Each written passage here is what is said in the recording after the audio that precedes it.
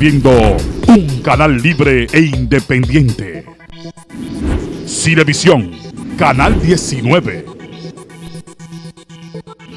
Cinevisión, canal 19.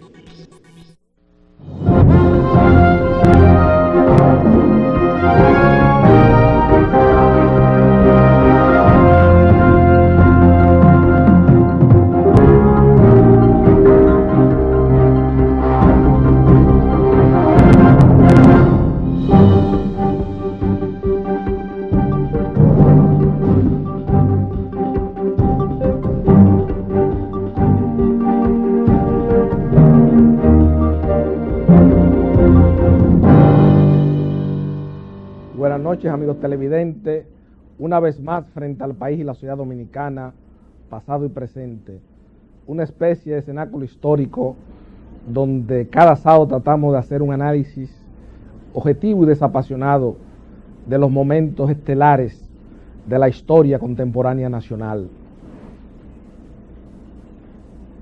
Durante la entrega de la semana pasada, en esta especie de cenáculo histórico que es pasado y presente, nosotros fijamos la posición nuestra ante el país de lo que nosotros entendíamos que era el alcance y los efectos de la ley 5880 del 2 de mayo del año de 1962, promulgada, como yo señalé, el sábado anterior bajo el régimen del Consejo de Estado presidido por un dominicano de sección como lo fue don Fello Bonelli. Y digo que don Fello Bonelli fue un dominicano de sección porque indudablemente estaba adornado su figura de múltiples virtudes morales y cívicas, y aunque sirvió de manera permanente en el espacio y en el tiempo a Rafael Leonidas Trujillo Molina, fue un hombre que indudablemente pasó por la dictadura sin mácula. Y nosotros en ese programa del sábado de la semana pasada señalábamos con claridad ante el país cuál era la posición de este cenáculo histórico que es pasado y presente con relación a una resolución emitida por el actual Procurador General de la República, doctor Francisco Domínguez Brito, en la cual establecía y le daba un carácter de vigencia en el espacio y en el tiempo a esa ley. Nosotros, en pasado y presente, y fuimos claros ante el país, en esa ocasión señalamos que esa ley indudablemente, aunque llenó su espacio en el contexto evolutivo en que entró en vigencia, llenó su espacio histórico porque indudablemente en ese momento en que se fue promulgada había una especie de despliegue espiritual entre diversos estamentos de la sociedad dominicana al inicio de la apertura y la democracia, y sobre todo ese hecho histórico tan trascendente en la historia contemporánea nacional como lo fue la noche del 30 de mayo. Pero nosotros también señalábamos con responsabilidad ante el país y entendemos que esa resolución del Procurador General de la República, que trata de darle vigencia en el espacio y en el tiempo a una ley que contraviene principios constitucionales consagrados claramente en la Constitución de la República promulgada el fecha 26 de enero del año 2010, y entra en contradicción precisamente con muchas prerrogativas y beneficios que otorga a cada ciudadano que puebla el hábitat dominicano ese texto constitucional, porque ese texto constitucional consagra claramente la libertad de las ideas y la libertad de expresión. Y obviamente al procurador prohibir y la ley no ser explícita en el texto, en la redacción de dicho texto de ley en el año de 1962, simplemente se limitaba a que castigaba y era un atentado, un delito, un crimen contra la paz pública toda persona que exaltara de manera desmedida la figura de Rafael Leonidas Trujillo Molina. Entonces hay que establecer, hay que deslindar las atribuciones en los campos de competencia cuando en un programa se establece en televisión un debate sobre las ideas históricas en Santo Domingo, y es lo que nosotros hemos tratado de hacer en pasado y presente. Nosotros hemos señalado, y en las múltiples comparecencias que durante una especie de 7 años acompañábamos todas las noches al destacado historiador y fraternal amigo y compañero de muchas investigaciones históricas, como lo es don Víctor Grimaldi. Nosotros le señalábamos al historiador Grimaldi en una de las últimas entrevistas que nos realizara en su programa de televisión, que nosotros entendíamos que desde el punto de vista histórico, independientemente de que fuese una dictadura o no, toda la vigencia política de Rafael Leónidas Trujillo Molina, en la evolutividad histórica del pueblo dominicano, hay un aspecto no controvertido y que tiene autoridad de cosa juzgada, y así lo han señalado los historiadores dominicanos más desapasionados, los que van más acorde con los métodos contemporáneos de interpretación de la historia, los que están investidos de una profunda investigación y no de cierta parafernalia que hay en un sector de la pequeña burguesía intelectual dominicana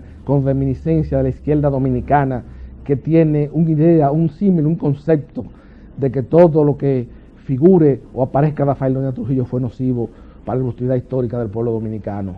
Por eso yo siempre, al margen de estas ideas y de este concepto y de esta ley, hay que el Procurador General de la República tiene que deslindar claramente dos conceptos y dos ideas, y los ministerios públicos a los cuales le ha puesto a cargo el cumplimiento mediante esa resolución de dicho texto de ley, que a pesar de que el criterio del productor de pasado y presente que contraviene principios fundamentales consagrados en la Constitución de la República, y así lo han señalado los abogados dominicanos más destacados en la posmodernidad, que es un texto de ley que contraviene la Constitución, indudablemente nosotros, como respetuosos de las normas, nos tenemos que esperar que indudablemente el Tribunal Constitucional se pronuncie sobre la inconstitucionalidad o no de dicha ley, dicha resolución, pero indudablemente si queremos acercarnos a la verdad histórica, al debate, a las ideas, fuera de los apasionamientos, porque yo siempre he tenido mi disidencia con ciertos grupos y ciertas agrupaciones,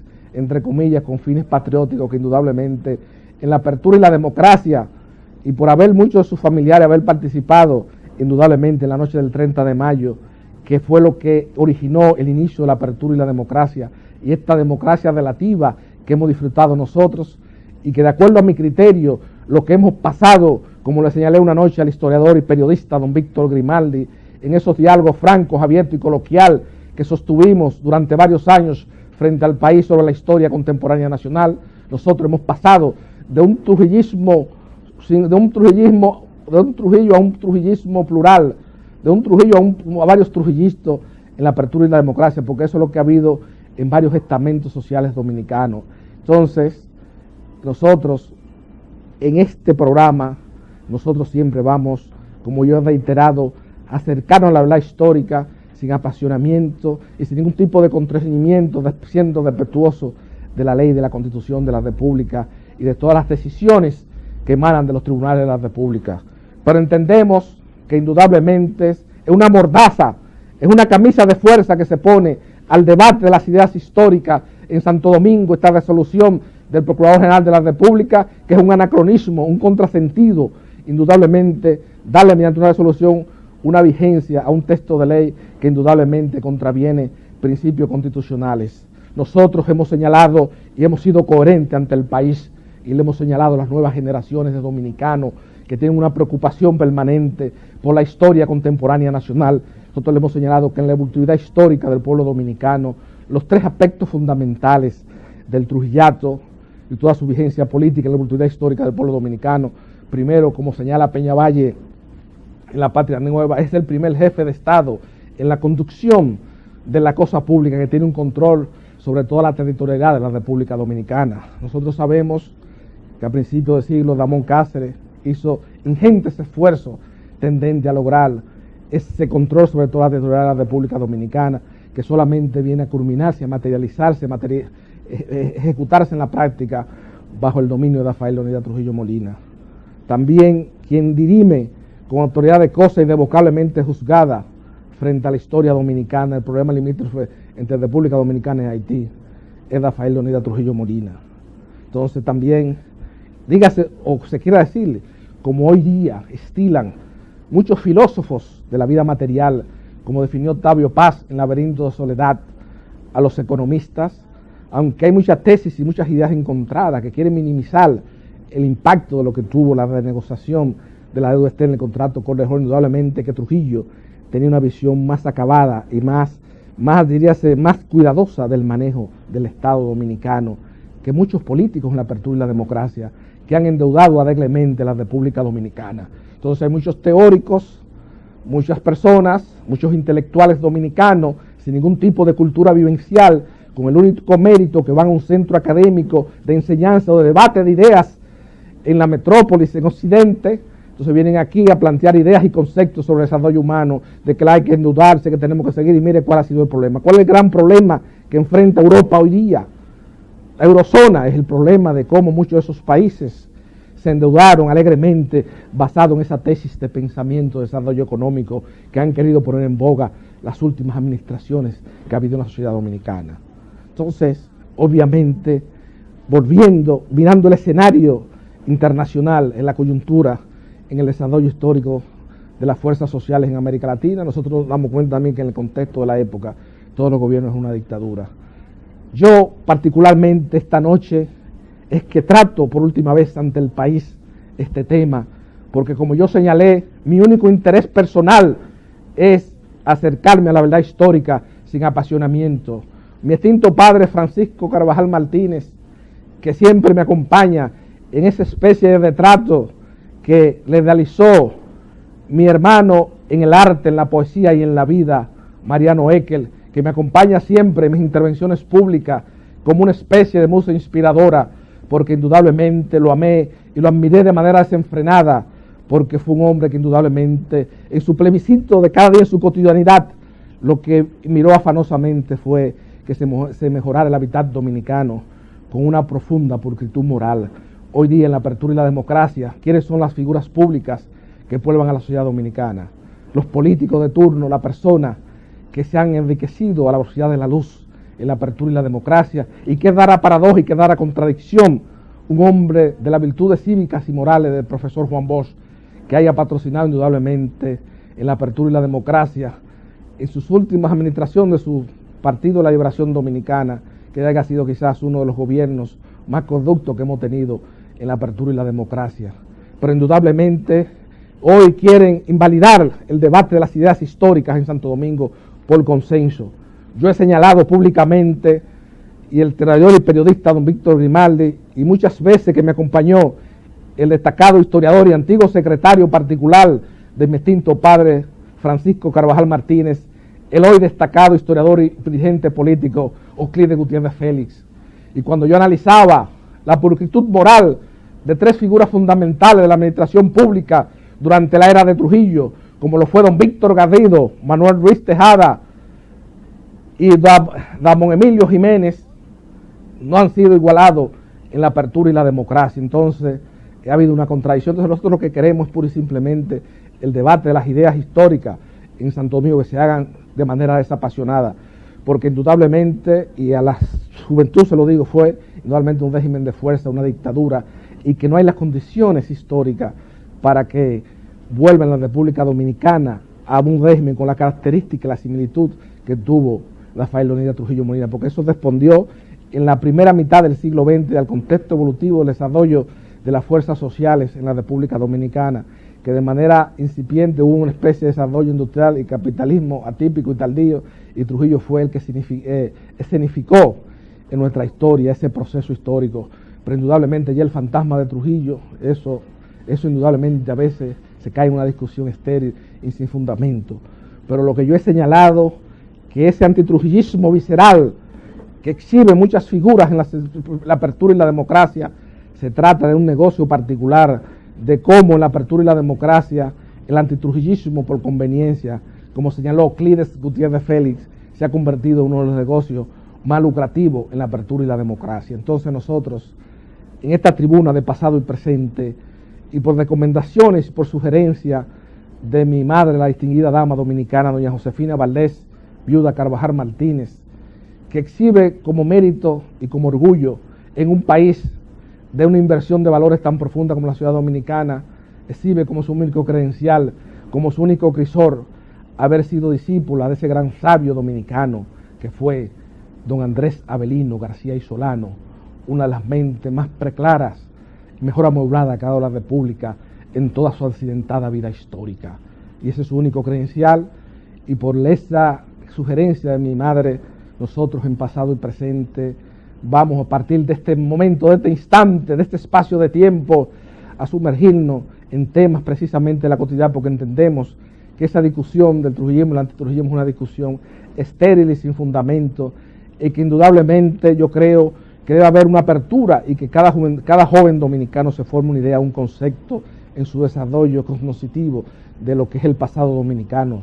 No hay que manipular tanto la historia, no hay que hacer tantos epítetos denigrantes, no hay que indudablemente hacer una desfriegue espiritual, porque mucha gente de esa que hoy día exhibe ese antitrujillismo visceral fueron grandes beneficiarios materiales de Rafael Leonidas Trujillo Molina. Nosotros, y en compañía del historiador y periodista don Víctor Grimaldi, nosotros señalábamos en una ocasión y demostramos con pruebas testimoniales fehacientes, irrebatibles, a la luz de los métodos de lo que es el testimonio como medio de prueba en los procesos judiciales. Señalamos el testimonio de Lorenzo Ascensión Silverio con relación a un crimen que ha atribuido en muchos libros de historias tan importantes como el de Robert Caswell, Trujillo, la trágica aventura del poder personal, donde le atribuye al tirano y a su familia haber dado la orden para que se hiciera la ejecución material del capitán Jan Awad Canaan. Y nosotros demostramos ante el país con pruebas fehacientes que ese constituía uno de los grandes cedores y de las manipulaciones que el doctor Joaquín Balaguer en un momento determinado, como informante y como el principal que suministró los datos a Robert Caswell para escribir Trujillo, la trágica aventura del poder personal, le señaló ese dato erróneo ante la historia, porque el testimonio de un dominicano de excepción como Lorenzo Ascensión Silverio demostró ante el país que se trató de un accidente de tránsito, porque Lorenzo Ascensión Silverio acompañaba al capitán Jan Awad Canaan en el momento que tuvieron ese accidente lamentable en la cual perdió en la vida este destacado militar dominicano. Entonces, ahí quedó demostrado con ese testimonio. ¿Quién puede debatir el testimonio de Lorenzo? ¿Quién tiene la calidad histórica para debatir el testimonio de Lorenzo Ascensión Silverio frente al crimen de Jan Awad Canaan? Nadie. Era la persona que iba directamente. Entonces, muchos años se formó esa idea, ese concepto, ese símil de que Rafael Leonidas Trujillo Molina había ejecutado. Eso es nosotros, ¿qué es lo que yo he señalado? ¿Qué es lo que nosotros queremos en pasado y presente en el debate de las libres ideas históricas en Santo Domingo?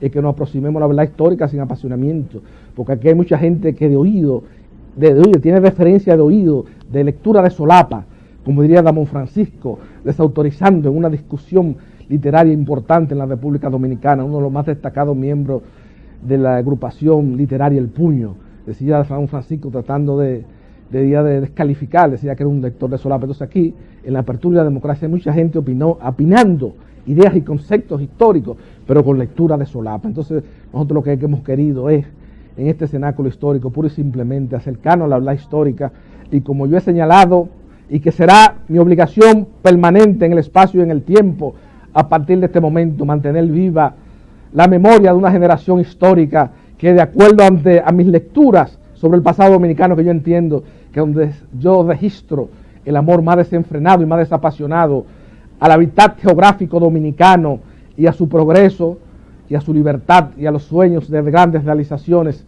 materiales y espirituales, como yo lo percibo en mis lecturas históricas sobre ese movimiento conspirativo que lideró Manuel Aurelio Tavares Justo, el movimiento clandestino y luego la agrupación política en la apertura y la democracia, 14 de junio. Es ahí donde yo percibo el amor más desenfrenado al bien colectivo de la sociedad, y donde indudablemente una generación dio todos sus sueños, sus ilusiones, su trayecto, su vida en aras de que la República Dominicana fuese un hábitat geográfico más digno para la vida humana.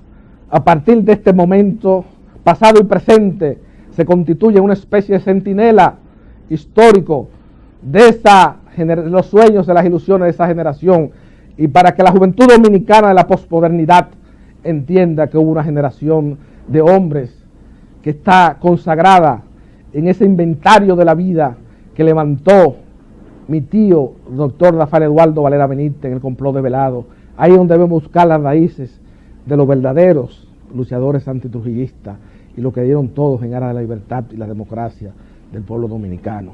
Por eso, pasado y presente, como reitero al inicio del mismo, en esta conversación franca, abierta y coloquial que ustedes me permiten sostener ante el país cada sábado, y que lo hago indudablemente empujado por esas fuerzas espirituales que lo constituye la memoria de mi extinto padre Francisco Carvajal Martínez y mi tío de la vida, el doctor Víctor Villegas, que afanaron de manera desapasionada por este hábitat geográfico sin pasar nunca factura en la apertura y la democracia.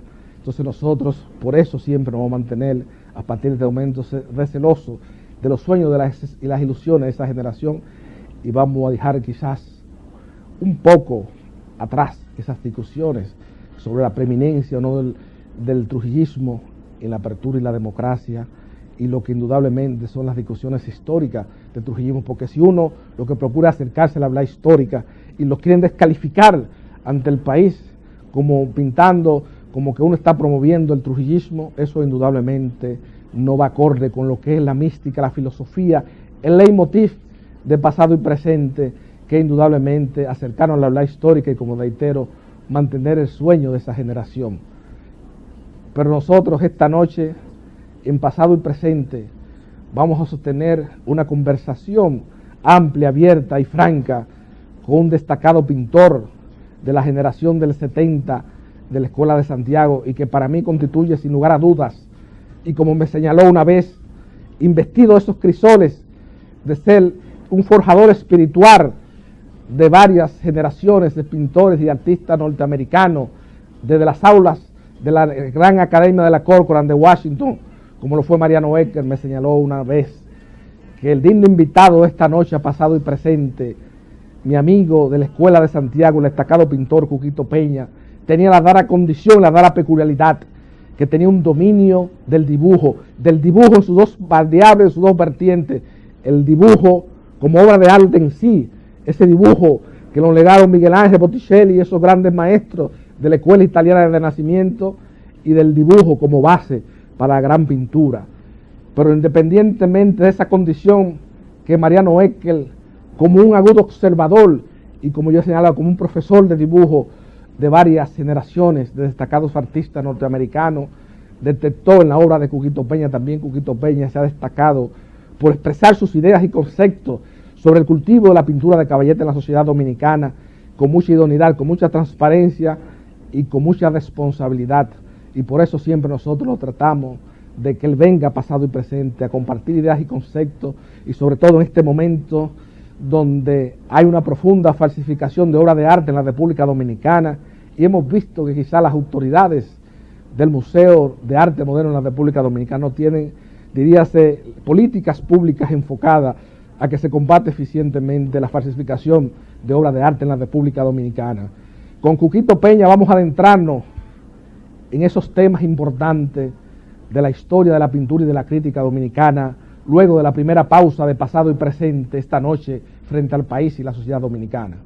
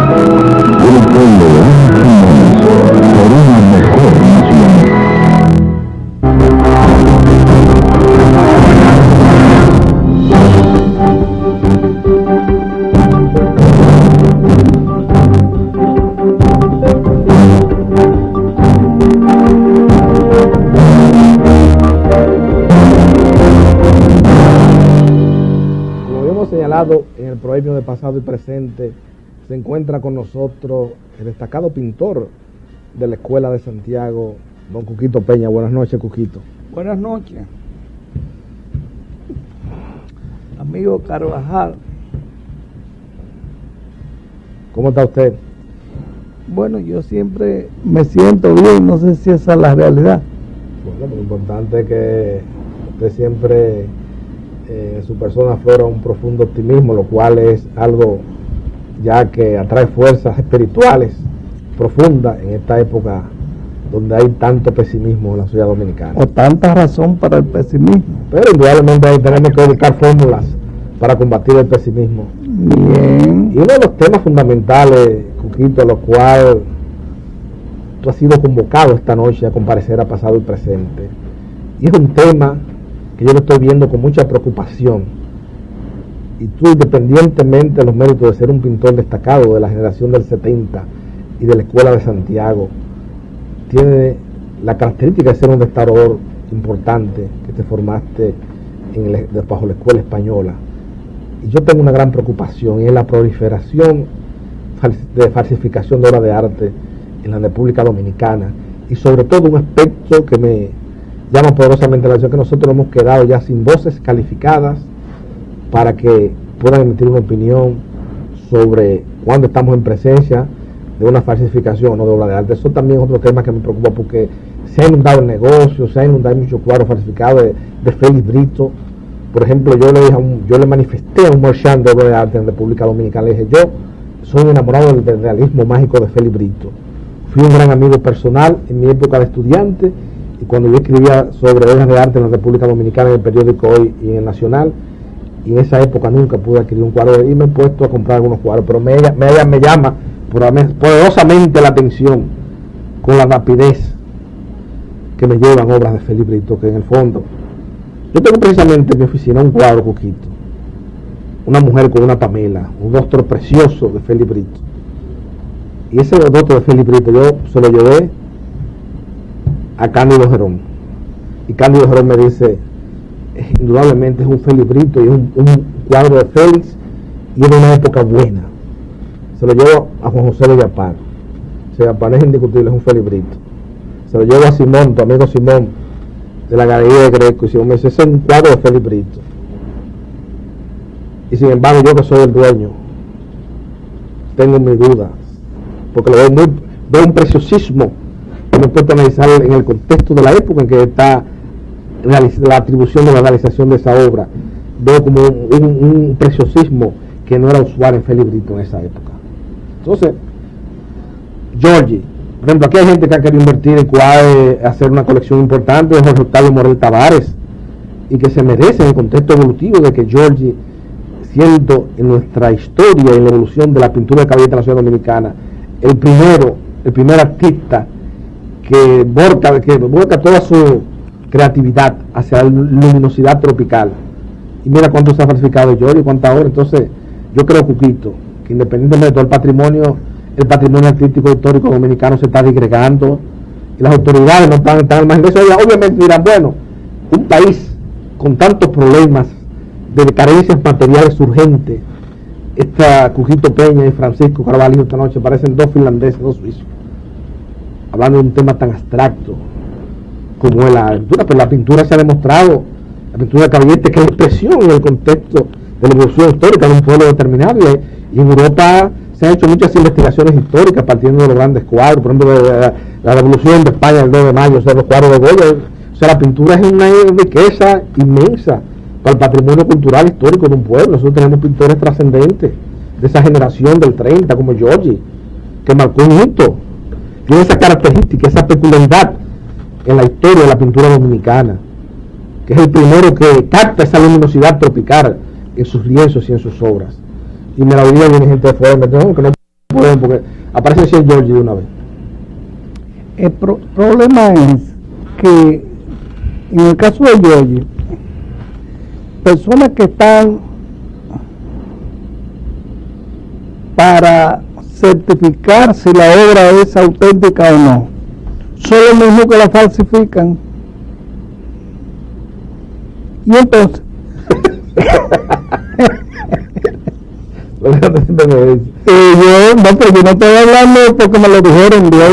No, yo sé, estoy de acuerdo contigo. A mí se me acercó en los años 80 un escritor, amigo y compueblano, a ponerme el tema de que había alguien pagando mucho dinero por obras falsificadas. Prácticamente poner a artistas a falsificar obras por paga, como si fuera un trabajo de empresa. Y prácticamente yo lo entendí como una invitación que se me estaba haciendo. Desde luego, el artista que se dispone a hacer eso es porque ya sabe que fracasó. Claro. No en la introducción en el ámbito publicitario para que las masas lo conozcan, sino en su autoestima. Como artista y como creador. En sí él sabe que él sabe pintar. Cuando un artista joven se dedica a hacer falsificaciones, ahí terminó todo. Todo terminó ahí para él. De ahí en adelante no hay más nada que hacer. Me parece que es como un suicidio artístico. Pero con la cosa que tú estás diciendo, yo he venido pensando desde hace tiempo que en el mundo del arte dominicano hay una crisis del conocimiento. No, eso es tremendo. Y entonces no solamente se queda en la crisis del conocimiento, sino en la osadía de los ignorantes que se ponen adelante. Así nosotros tenemos los críticos de arte. Porque para mí el crítico de arte dominicano hay que dividirlo en dos.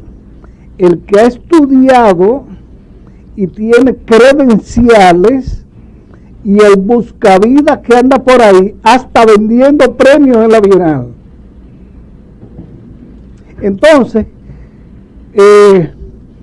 a veces uno piensa la falta de conocimiento no solamente de las grandes masas. Usted le habla a un decano de una universidad cualquiera quién era Domingo Liz y no sabe decirle. Yo no estoy hablando de la gente que vende frío en la calle. Estoy hablando de los decanos. Aquí hay una deficiencia en el sistema educativo de los años 60 o quizás 50 y 60 que ahora lo estamos viendo. Yo no sé si fue el sistema de Eugenio María de Hostos, que fue el primero que montó un sistema educativo racional y no racional, porque no había nada. No sé si, porque yo conocí y traté durante muchos años una mujer que fue discípula de Cilia Pepín, que fue discípula de Hostos. Directamente. Entonces, no solamente a ella, sino a otra mujer también. Y siempre noté que había un vacío en su educación cuando se refería a las artes, a las bellas artes que ahora les decimos arte plástica, porque eran mujeres que podían declamar un poema de Amado Nervo.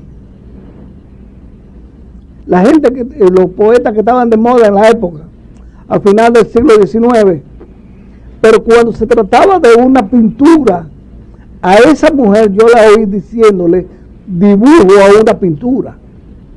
Es más, ella no era una desconocida ni gente marginada, porque ella compró una pintura de Giorgi, un retrato de su padre que Giorgi le hizo a su padre, que está en la colección del Banco Central. Yo no me explico de dónde viene ese vacío que hay. Cuando yo era estudiante en el bachillerato, tuve la suerte de que entre los profesores que había en la Escuela Normal de Santiago, el profesor de pintura, de dibujo, era un pintor de los precursores del arte dominicano, que es Federico Izquierdo. Pero imagínate. Bueno, pero yo tuve esa suerte. Eso es una escuela, espérate. Pero cuando a él lo jubilaron, yo sentí, porque yo era estudiante, cómo era lo mismo darle a un profesor la materia de religión como la de dibujo. La materia de religión era lo mismo que ir al recreo. Pues no había un criterio sobre nada, sobre religión. La religión era obligatoria. Pero los estudiantes, ya después de la muerte de Trujillo, no estaban muy en la religión. Pero cuando se trataba de darle una materia a un profesor, la materia de dibujo, una profesora de química se aparecía con una sombrilla para que los estudiantes la dibujaran cuando ella no sabía dibujarla. Ese tipo de vacío nosotros lo estamos pagando hoy. Bueno, es muy caro. Hoy lo pagamos porque la gran población no tiene idea de lo que es el arte plástico. Pero las autoridades educativas, mucho menos. Sí. Pero también hemos tenido que todo el que no sabe nada se pone adelante y le traza pauta a los artistas.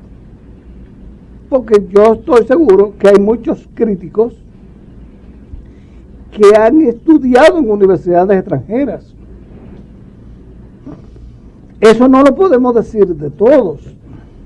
Hay personajes en el mundo de la crítica que no saben la diferencia entre un color y otro, que no saben cuándo un dibujo es bueno y cuándo es malo, y lo está diciendo una persona que sabe de eso. Frente a esa situación, usted ve en los periódicos, la crítica, los libros que le llaman enciclopedias, donde el autor tiene el poder de dejar fuera personajes importantes del arte dominicano, mientras por dinero recibe en su obra jovencitos que no saben, no tienen idea de lo que tienen que hacer. Yo lo estoy diciendo y sé de lo que estoy hablando. Incluso empresas poderosas pagan la impresión de esos libros. Y entonces, si usted no le cae bien al autor, usted está fuera de la historia, porque la historia no es lo que se hace, sino lo que se queda dicho. Claro. Como dijo un funcionario en el Palacio Nacional el día que le iba a entregar la medalla póstuma del pintor de La Vega. ¿Enrique García Godoy? No. De los tiempos de Cosum y de George. Darío Suro. La viuda de Darío Suro iba a recibir la medalla póstuma del presidente de la República. Antes de llegar el presidente al salón, un funcionario de prensa del Palacio decía: échense para atrás, denle oportunidad a la prensa, porque si no se publica no ha sucedido. Eso es una teoría que tenía ese hombre. Yo no creo en eso. Yo creo que las cosas suceden y si son importantes se publican, no al contrario. Ese tipo de fórmulas es lo que ha hecho que muchos buscavidas anden en el medio, llevándose a todo el mundo en cuenta. No, y hay una cosa, Juquito, también, y yo eso lo he señalado y he sido reiterativo ante el país. Nosotros, a partir de la muerte de Trujillo y con dos excepciones, pero tú tienes que hacer un análisis comparativo entre, por ejemplo, esas críticas. Si usted lee, por ejemplo, la monografía de Gilberto Hernández Ortega, de la licenciada Janet Miller, y ve esas críticas que se hicieron con relación a la primera exposición de Gilberto Hernández Ortega, de Manuel Valdés Pérez, María Ugarte, Ramón Lacay Polanco, el escritor. Tú notas las diferencias. Hoy día, ¿qué es lo que tenemos? Yo no critico porque, todo es publicidad, y toda la publicidad beneficia, aunque tú dices hay cierta manipulación, beneficia al arte dominicano, pero yo estoy viendo que, por ejemplo, en un análisis de una exposición, de un cuadro, tú ves como, por ejemplo, como Manuel Valdés Pérez cómo empezaba doña María Ugarte hablando de la composición, del color, del estilo, del artista, del manejo, de la paleta. Pero hoy día tú lo que ves son impresiones de poetas hablando cosas que usted pone a analizar el 90% de lo que se dice del texto no tiene que ver nada con la obra, al final te dice la exposición estuvo abierta en tal sitio. La obra está, eso es lo único que tú ves, que o sea, de pintura propiamente dicho, del elemento, de la exposición, de la utilidad, no analizan el artista. Yo digo, bueno, yo le veo originalidad, le digo, no es nada, esto es una obra, porque los sueños, la que sé yo qué, que lo otro, no hay el concepto, la idea de lo que esté esperando el público. Tú lo terminas y le dices, ¿qué fue lo que leí? No leí nada, entonces una parafernalia de ideas y conceptos, diría, lucubraciones poéticas y vivenciales que no tienen que ver nada con la obra que se ha hecho. Son escritos que van a parar a manos de personas que no tienen idea de lo que está sucediendo. Claro. Y ven como bueno y válido todo lo que se publica. Claro. En los tiempos de los años 60, que decía la señora, si es verdad, salió en el periódico. Es la única autoridad, la única fuente que ella citaba. Salió en el Caribe. Salió en el Caribe. En el Caribe, era que decía. Salió en el Caribe. Entonces, es verdad, lo dijo fulanito de tal, pero ¿cuál es la autoridad de esa persona? Nosotros, los artistas dominicanos, y eso debemos decirlo públicamente, son víctimas de personajes que se han entronizado en posiciones con un poder que como sobre el bien y el mal. Óyeme, Cuquito, y yo le decía, y ahí quiero el director que ponga una foto, que yo tengo siempre varios cuadros ahí que decidí ahorita. Yo estoy alarmado. Te voy a poner un ejemplo clásico de las nuevas generaciones. Y yo siempre he creído, y eso lo aprendí de Mariano Ecker, en mis conversaciones que siempre sostuve con ese artista trascendente que fue Mariano Ecker, y que a veces mucha gente del patio le faltaba el respeto porque esa rigurosidad académica que él exhibía indudablemente en una latitud geográfica como la nuestra, donde hay tanta deficiencia. Bueno, le faltaban el respeto porque la ignorancia da para todo. Pero da para todo, pero te quiero decir que lo querían limitar, y ciertos artistas siempre, obviamente, al margen de esa clásica pugna que cae siempre en los pintores y la pequeña poesía intelectual dominicana. Por ejemplo, tú analizas, por ejemplo, esa cosa de esa escuela de Mariano, ¿no, verdad? De la enseñanza de Mariano, de cómo era la pintura. Y Mariano te decía siempre, yo creo, y el ejemplo que te voy a dar es eso, que me digregué un poco.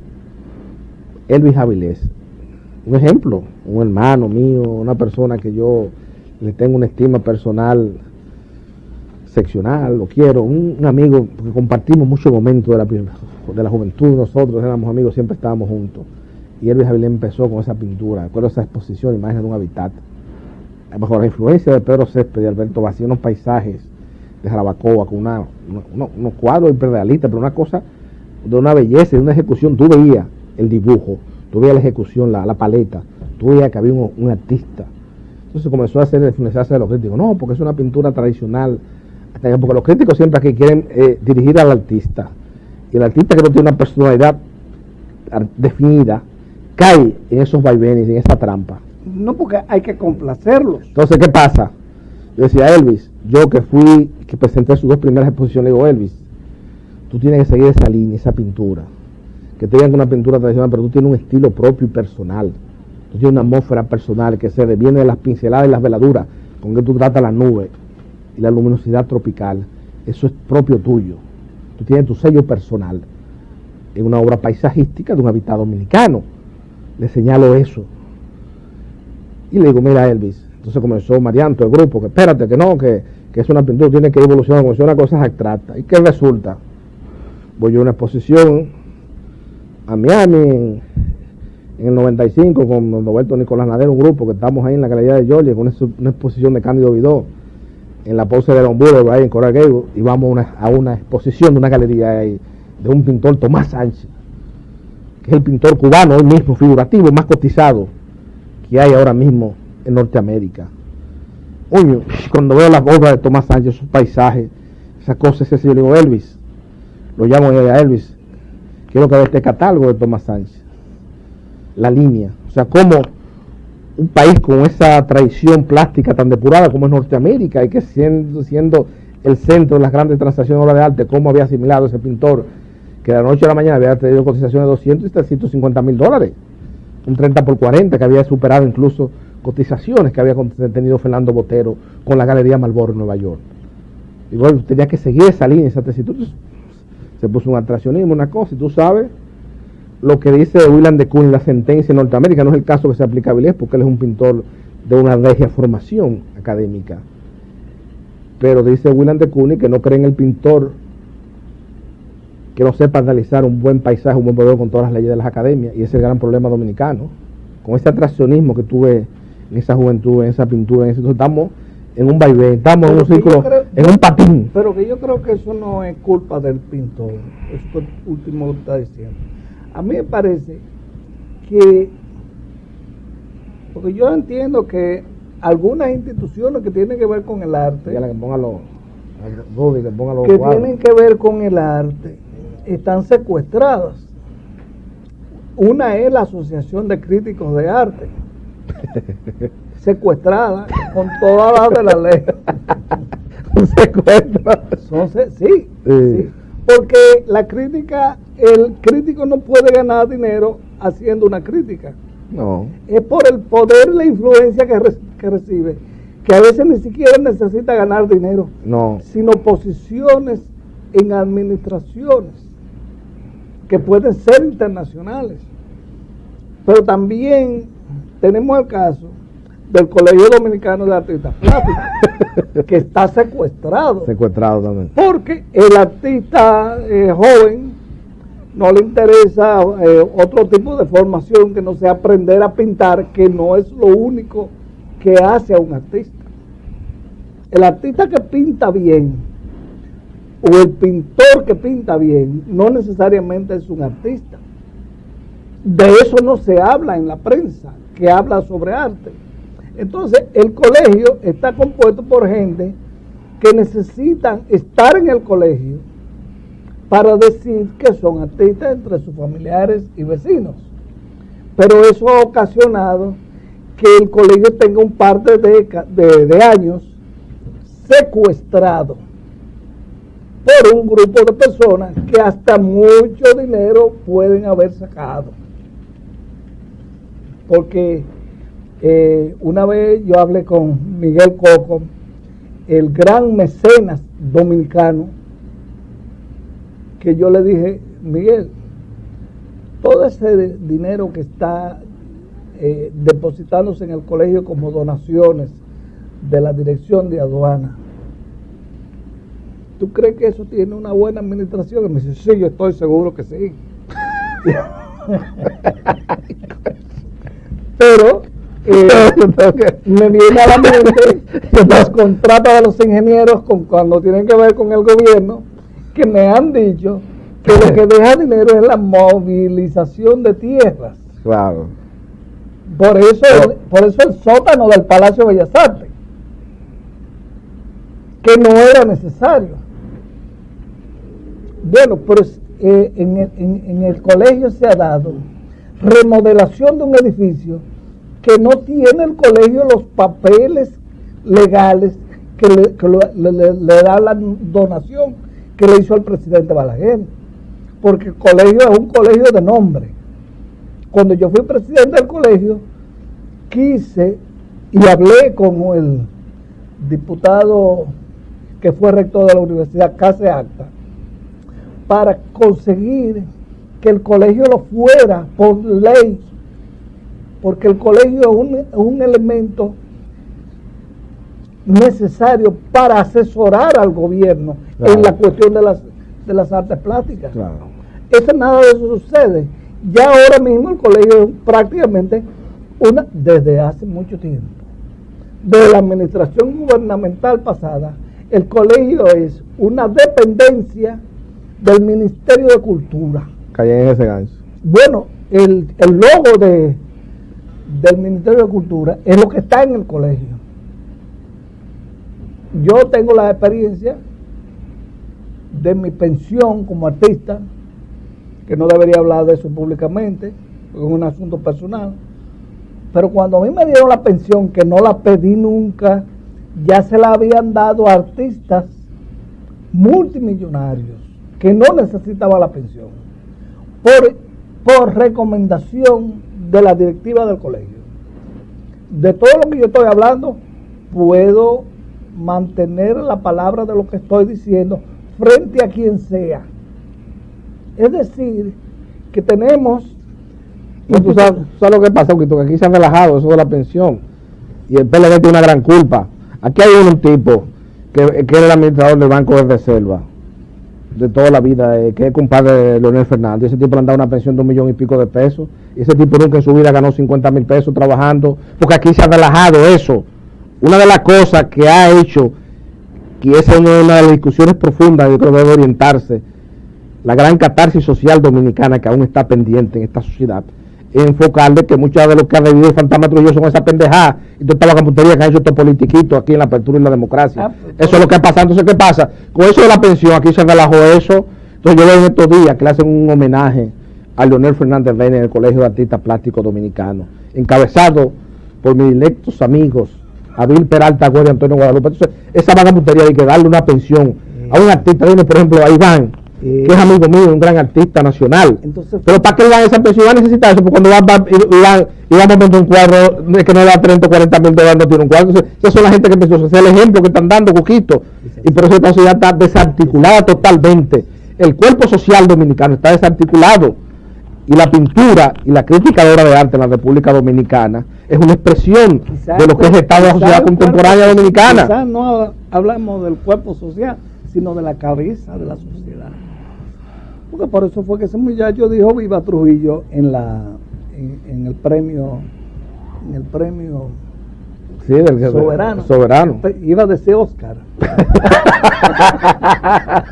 Sí. Volviendo al asunto, a mí me parece que, hablando de los secuestros de las instituciones que tienen que ver con el arte, está secuestrada la Asociación de Críticos de Arte. Eso mantiene el poder de un personaje extranjero que vino aquí a buscar vida y que mantiene en silencio personas capacitadas que estudiaron en diferentes universidades y que no pueden mostrar ningún expediente académico. Está secuestrado el colegio por las razones que hemos dicho. En ese secuestro están las reconstrucciones del edificio que ni siquiera es del colegio legalmente. Y está secuestrada la Asociación de Galerías de Arte, hasta el punto de que es una misma cosa, porque cuando yo fui presidente, encontré en la oficina del presidente del Colegio Dominicano de Artistas Plásticos un estante con las cañuelas de una galería de arte, para que los artistas compraran esas cañuelas. Es decir, que es lo mismo todo, lo mismo que las noches de los museos. Y yo creo que la palabra correcta es arroz con mango. Y realmente nadie habla de eso. Es como cuando tenemos los católicos que van a la iglesia, que son dos. Los que van a pedirle a Dios que no le quite lo que tiene, y los que van a pedirle a Dios que les dé lo que no tienen. Eso mismo pasa con los artistas dominicanos, los que tienen el favor de esas instituciones secuestradas y los que andan buscando el favor. Yo creo que eso es así. Y desde luego, alguien tiene que decirlo públicamente. Ya yo he sufrido las consecuencias, porque no son fáciles los señores que están en eso. Pero yo no quiero demostrar que no tengo miedo. Y por eso hablo de esa forma. En la República Dominicana, la mitad de una isla, todo lo que viene de afuera es bueno, incluido el que no tiene conocimiento y se vende como que viene con todo el conocimiento del mundo. No, aquí eso es una cosa en todo, ¿eh? Y así se pasa a secuestrar instituciones. Pero eso pasa en todas las disciplinas. Eso pasa en todas las disciplinas. El complejo de Guacanagarí ha cobrado una vigencia inusitada hoy día, más que nunca. Más que en la época de la colonia. Quiero poner un ejemplo, porque a mí me impresionó mucho, no lo había visto esto, que es la contraportada de un libro, o la portada de un libro, Sí, la de que por la pintura sé que es Jaime Corson. Sí. Es un autorretrato. Exacto. A mí se me ocurre que nosotros estamos en presencia de un pintor que sabe pintar, y el otro pintor es que, aunque no sepa pintar, tiene el talento que le vino con la naturaleza. Nosotros tenemos un caso muy claro, que es Giudicelli. A mí me da trabajo pensar que Giudicelli pasó con éxito por una escuela. Sin embargo, Giudicelli con su obra le dio un nuevo camino al arte dominicano. Este artista, cuando uno ve esa ampliación de ¿cómo le llaman en el cine? En el cine tienen un nombre para el acercamiento de la cámara. Bueno, el asunto es que cuando uno ve el tratamiento de ese verde que está en el rostro, mezclado con unas carnaciones que tienen relación con los rosas, entonces uno sabe que ese es un pintor que se fajó a aprender a pintar. Entonces, puede hablar un crítico de esos que nunca han ido a ninguna escuela sobre nada, sobre eso que yo estoy diciendo. No puede. Jamás. Y eso debemos de desenmascararlo, porque realmente es una obligación que uno tiene. Yo en mi caso he salido perjudicado por ese tipo de fascinerosos que cuando usted viene a ver, uno pierde el poder de estar en la presencia del público, porque uno de esos señores se le ocurre que uno no debe estar. No se le dio la ración del BOA, como decía el presidente Balaguer. Bueno, Cuquito, lamentablemente, amigos televidentes, hemos llegado al final del espacio de tiempo que es pasado y presente esta noche frente al país, la sociedad dominicana, y para nosotros ha constituido quizás un momento de gran regocijo espiritual y estético, las ideas que usted ha expresado, porque usted se expresa con responsabilidad ante el país. Yo creo que en esta coyuntura histórica que vive la sociedad dominicana hacen falta voces responsables en todos los estamentos de la sociedad dominicana, y esta obra, que es una obra que usted la señaló, se trata de Jaime Corson, el Corson errante que puso a circular hace varios años el Museo de Bellas Artes. Es una obra exquisita, una de las obras más completas, y yo creo que si en un momento determinado la sociedad dominicana quiere acercarse a sus grandes valores, tiene que conocer a Jaime Antonio Gumbercindo del Rosario y Corson, mejor conocido como Jaime Corson, el pintor que en todas las actitudes geográficas engrandeció la dominicanidad, y que en la apertura y la democracia, gracias a una labor tesonera, una labor titánica del Museo Bellas Artes, ha difundido la obra de Jaime Corson en los linderos universales. Buenas noches, amigos televidentes, y solo me resta darles las gracias al país y a la sociedad dominicana por elegir una vez más Pasado y Presente como su programa favorito, donde se discuten los temas fundamentales que tienen que ver con coadyuvar a que el hábitat dominicano sea más apto para la vida humana. Buenas noches, amigos televidentes.